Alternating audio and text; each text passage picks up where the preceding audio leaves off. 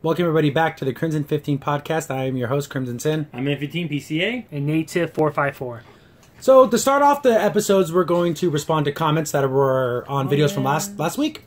And we got some pretty good ones, specifically when Orville, Star Trek. We had some very long, very well-informed posts. Yes. So we're going to respond to those comments now. The first one I'm going to bring up by Richard Bond. I'll probably post the whole thing on there too so you guys can see the comment, but this is coming from one of our commenters that was on last week's video. I'm getting tired of complaining about Star Trek Discovery and saying that Orville is comparable to Star Trek. I'm not a fan of Seth MacFarlane's comedy style, so both shows are on equal ground when it comes to interest in watching them. I'm okay with the Klingons and the ships if they explain it well through the show. I understand that the Kelvin Timeline movies will have some influence because of younger viewers are more familiar with them. This is their Trek, not mine. I am always TNG Next Generation. I'm more concerned about the dark tones. When it comes to Orville, I hope it doesn't have Family Guy humor. I don't watch it because it's crude and disgusting. I will give both a try, but we'll see. And I agree. When I first heard about Orville, I'm thinking, Seth MacFarlane, is it going to be a ha-ha funny? Is it going to be National Lampoon Star Trek, where it's just non-stop jokes? But to me, I was about to, but I also was like, wow, this looks amazing. Look at those characters. Look at the design of the ship. Look at the special effects. And it just felt right to me, just from the get. And even though despite our kind of notion of, is this going to be just comedy, joke after joke, like Spaceballs? No. Yeah, and our jadedness towards him being that comedian. Yeah. And also what I liked about it, too, is that his comments have not been towards, like, I'm going to make this really funny and silly. Everything he's been saying about the show has been very, like, hey, I'm taking this, good sci-fi show, get the good concepts of humanity being better than what we can be. And I think M15 was telling me this earlier, that Seth MacFarlane kind of regretted that first trailer because it was funny. And he's like, I kind of made it look like it was going to be a comedy show out from the get-go. But he said this is going to be a true, legit science fiction show. To me, I don't know this for a fact, but I bet you the executives and producers and Fox saying, hey, make it like, everyone thinks it's another Family Guy, They probably got him about that, and he probably didn't want to. And now you could tell he regretted. That's why he did that interview, to kind of lay fears about what people were afraid what the show's going to be. And I know, Richard, that you're saying you're tired of hearing the comparisons, but you cannot talk about either of these shows without comparing. It's impossible.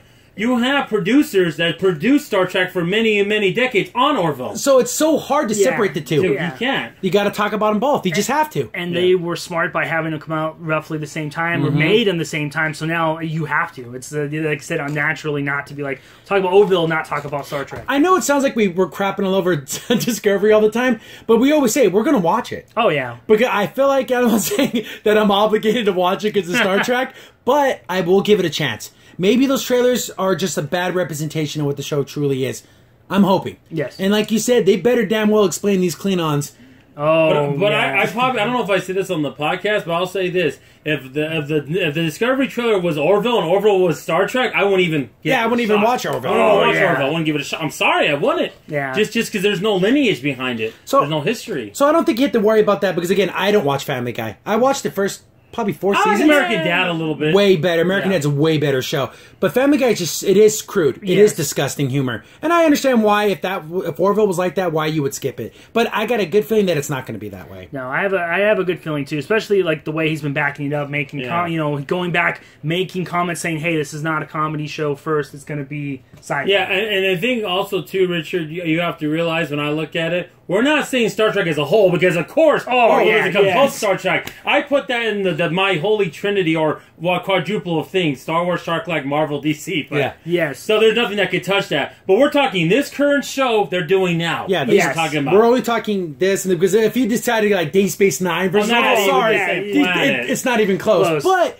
Star Trek has, in my mind, dipped so low that this new show can come in and like fill the void that Star Trek used to be. Because Seth MacFarlane even said to himself, he goes, Star Trek did something 15 years ago that I miss, that they're not doing anymore. Well, you can't argue that. That's true. They're not doing that anymore. And like you said, agree with that. I want a show like Next Generation. I do. And that's what I was hoping for with this new show with Discovery. I want that feel. But we'll see, Richard. So hopefully, thanks for your comment on that. Exactly. I want 30 years out to DS9. That's what I'm thinking for. I've been wanting that for so long. And we got another comment. It's more of a side comment. I'm sorry, when we say Star Trek, It's Star Trek. Yeah. It's a track like you're walking a road, you know, a Yes. path. So it's not track like track and field. But I'm sorry, that's the way I've always said it. Yeah. And Davey NY brought that up. I'm sorry if that's the way you hear it. But I'm not Sorry, trying to be Davey. flippant about it, but an episode of Next Generation when Laura was talking that day and he was singing, you say tomato and I say tomato. yeah, exactly. That's what it is. That's how I feel about that situation. And His yeah. evil brother, by the way, Daddy's evil brother, if you didn't know. But not saying you commented yourself, but I'm saying to the podcast audience in general. Yes. And then we have a Kelvin Longshot says, my interest in the show just went up several notches. It's true. After that interview, I wanted to see Orville. I'm like, I'm going to watch this. But after those interviews, it just boom, boom, boom. It went to the top of my thing of, I have to see this show now. Yeah. And I have to agree with Mr. Longsight there. It just totally drove to the top of my want to see. Yeah, definitely. I agree with that. Yeah. 'Cause we need more good sci-fi shows on TV, and we don't have too many going on right now. Yeah, that are in a positive light. Yeah, positive light. Yeah. They're all dystopian. They're no utopian. Yeah, it's all like again, just like you said, everything can't be the Hunger Games. Everything can't be everything turned to crap. Can we smile? Are there smiles in the future? Can you imagine make it? Can we just make it past like our? We never gonna make it. Yeah. But that was good. Love the comments, guys. Keep them coming. Exactly. We are willing to, as long as your comment is not vulgar, disgusting, whatever. We'll read it on the show and we'll talk about it. I want to take a perfect example on this. Yeah, exactly. Keep the comics coming. When Gene Roddenberry first did Star Trek, it was in the turbulent 60s, where we were way more turbulent, politically, socially, everything else, and he made this great positive future. And maybe it didn't take off right away, but eventually it did take off because it's such a positive message. Exactly. And that's what Moran is saying. Why can't we have that now? Why can't we have that message now about a bright future? Yeah, We should. Yeah, why can't Star Trek be that bright beacon that we all like, hey, this is what we should be striving for in real life? You can say anything you want about how things are happening in America right now. It is nothing like it was back in the 60s. That's what I'm trying to say. It's not even close, guys. So if they can think of the future and bright back then, you can certainly think of a bright future now. Yes. Exactly. So thanks for the comments. Yeah, great comments. I totally understand your being a little bit hesitant about it, but I think we're in good hands. Exactly. But moving on to another comment, another very long, thoughtful, very good comment about our Mass Effect. I kind of blame the fans. I kind of said it's your fault. I was being a little bit. That's coming more from me being just so upset about it being. But it's I'm sorry if I messed this up. But an Eva Magnusson, I'll throw it up there, posted a very, very good post. This is coming from them. I don't know if it's a man or woman, so sorry if I say he and it's not a he. Sorry. It wasn't facial animations that bothered the true Mass Effect fans. That really got under skin. It was the writing. All Bioware games ever produced weren't well written. They were brilliantly written. Remember Jade Empire? Fans appreciated the plot lines in Andromeda, but the dialogue was handled very poorly, to say the least. Very, very bad writing, 6 next to good writing. I do agree with that. It is jarring and comes off as immature. This is truth. I played the game through not once, but many times, at least once after each patch through, and I admit after patch 1.10, it's remarkable how the game has changed. Fixing the animation somehow helped tolerate the dialogue in many spots. I do agree that the YouTube click snobs would just hate for their pocket change, but what should matter is the people like me who actually spent time and money on Bioware games and have a need to speak out, and lo and behold, the fan base raised its head and needed to comment, not because they hate Mass Effect, because they have a deep love and it and the developer. To marginalize such a huge fan base is a mistake. The fans who critiqued Andromeda also deeply believed the game could have been salvaged with a DLC or two, expertly written. What is happening to BioWare is something that won't be forgotten. The Mass Effect fan base is unique in the industry, and in fact, overall, BioWare's fan base is unique in the industry, and that we have to wait and see. I'm heartbroken because it's not just Mass Effect, but my favorite developer who is under attack. If they are no more, can't think of a single developer who could step up into their brilliant and talented shoes. With Dragon Age is so far off, it will be a long time before we can enjoy another BioWare game. Though I wish Anthem well, it's not my kind of game. I'm an RPG fan, period. Very, very good post. Yes. This is a real fan. And this is the person who had problems with Andromeda, but understood the game. I got a feeling a lot of the hate came on. Look at her face. And we live in the world of memes. Like you mentioned Jade Empire, which was on the original Xbox. Great game. I loved it. Very Asian-inspired RPG. But if memes existed back then to the level that they existed now, and people just kept hammering home. Well, I mean, come on, they would have made fun of KOTOR. Yeah. You know, Knights of the Old Republic. I love that game. It was a great game, but there was some moments that were silly, and I do understand that too. Yes, the Mass Effect Andromeda's writing wasn't at the par of what Mass Effect is. We were talking about this earlier, me and Native here, and I would like to say Shepard was so cool. Even male, female Shepard, I'm going to say he because I played him as a he, but it doesn't really matter. He was a cool dude. And Ryder was kind of not as cool as Shep. Not even close. Not even close. And it's kind of funny because they even made a joke about that in the first Mass Effect game. Because when you're Shepard and you're talking to Ashley, you ask her, why did you go to space? And then she says, no, don't give me that lame answer like you wanted to explore. Yeah.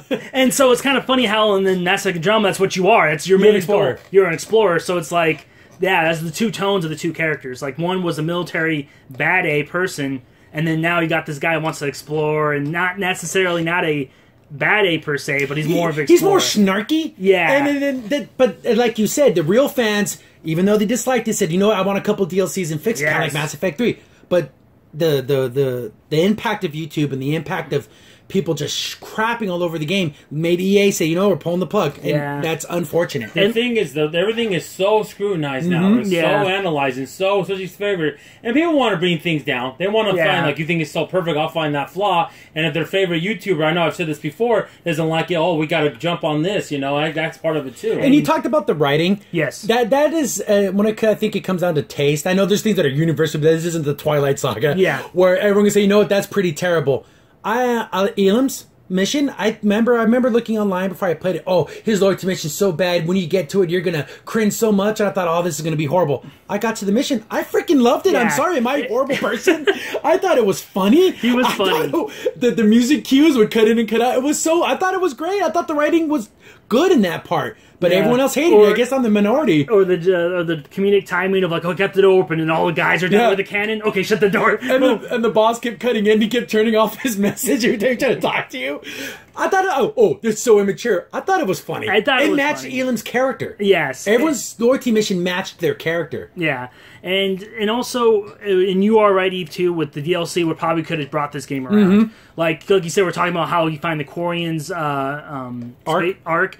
That would have changed everything. Maybe talking about more about that planet that you found. Sorry, spoilers at the end of the game. That would have maybe brought up what the real purpose of that was. Yeah, maybe Meridian and all that. Yeah, maybe that would have expanded into the second game of like, okay, this is the reason why they wanted this, because there was a secret purpose for it. So, I'm glad a real fan made a comment, because that's a comment from a real fan with real concerns and real ideas, not just generic, oh, she's so ugly, her face is so stupid. Yes, we know Anderson looked like a freaking clown. Face. It was terrible, but it didn't change the story. I feel bad for people like Eve who want more. I want more. And they understand the criticism. They understand the problems with Mass Effect Andromeda, but they love BioWare and they love how they do things, and people know that they can turn this game around, and they didn't get the chance. And personally, for me, I'm a little dismayed by it, because I only played the first Mass Effect game. I haven't played the other ones, but the one thing I will say, just from talking to Crimson Sin here, that's going to bother me is they're in John's system. What happened to the Milky Way galaxy? Did humanity survive? We'll never know. We'll never know now, and I'm curious about that. Give us a book.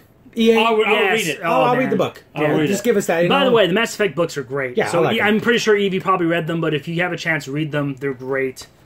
So thanks for the excellent comment. Yes. It's great. We love you guys when you guys comment, and especially well-informed comments like this one. So A+ to you. If I could give it more than plus one thumbs up, I would. Yes. So that pretty much covers the comments, and then we had kind of a funny comment when we were talking about the different people standing in line. And he's like, well, how do you know the scalper isn't a woman? Personally, I have never met a scalper that wasn't a man when it came to video games and stuff. Yes. Maybe for a sporting event, like you were saying earlier, or something like that, you might see someone selling, stuff on Facebook who's a woman. But when it comes to, like, video game stuff, it is mostly a dude or some dude's girlfriend trying to sell it. Yeah, exactly. And like I said, I've been in lines, a lot of lines for pre-orders and stuff. And usually what happens is the boyfriend comes out, and then the girlfriend comes behind her, and she's like, I'm waiting in line with my boyfriend, or I'm going to buy it with him. So, I mean, not to be mean or anything, like, there is a possibility that a woman can come in line and be that scalper. But that's for the most part my experience. Because to me, scalping seems something that's notorious. Like, it's bad. It's a bad thing. And you see the guy with his jacket, and he's like, it's a bad guy. Yeah. technically, I'm not saying if you